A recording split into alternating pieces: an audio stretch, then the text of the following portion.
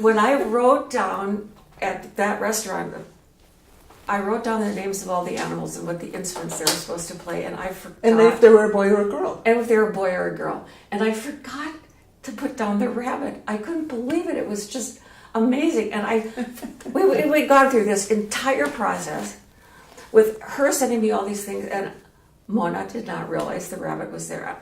When did I call you? It must have been, the painting was pretty much finished. The painting was pretty much done, and then Mona sent a hysterical email going. And a hysterical phone call. I forgot, the rabbit. But then I went in and I actually did a little clip art thing even with that. I found the little clip art rabbit and I put it in. We could put it here. And when you called, you had an idea where it could be. We could pop out from under a branch. You could, Yeah. So we ended up trying it. And then we actually decided not to use it at that time.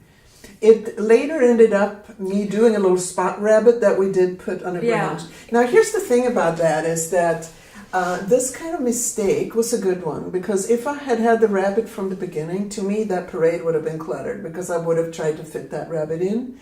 Now, because of this afterthought of having to have the rabbit, he ended up sitting in front, and I think it adds a really wonderful quality. He's like a little trickster. He's bringing us into the drawing, and then we have our owls, so they are in a nice diagonal shape. And also the rabbit is playing the oboe on the picture, and the mouse is playing a clarinet. And the clarinet and the oboe, if you're just making a drawing of them, they really look a lot alike. They're both a long black instrument, and it has a lot of bright shiny silver keys on it, and you play it like this.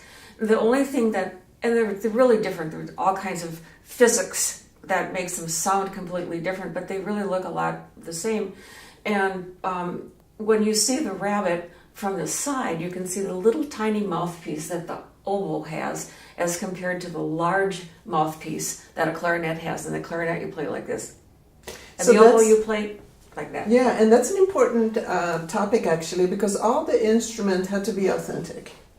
Yeah, even though they're slightly simplified in the shape, I start with an exact instrument and I look at where I can pull it in and simplify it and still contain that it communicates it is this instrument. Yeah, and I showed you pictures of people playing it so that you get the position of the hands right. One thing that always irritates me is when I see somebody who's like a clothing article and they're doing band students and they have the flute player like this.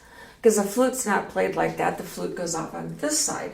And so I didn't want, and Maria's not a musician, so I wanted to make sure that she knew how that instrument was supposed to look exactly. And I have to really, really pay attention. Yeah, she does. Because of course I'm dealing with hoofs and paws and things. Yeah, it's like a cricket, their feet are like that. They really, that's it. But anyway, so I think we did an excellent job in them. All the animals look like they're really playing, and I really like them. They're all wonderful. Yeah.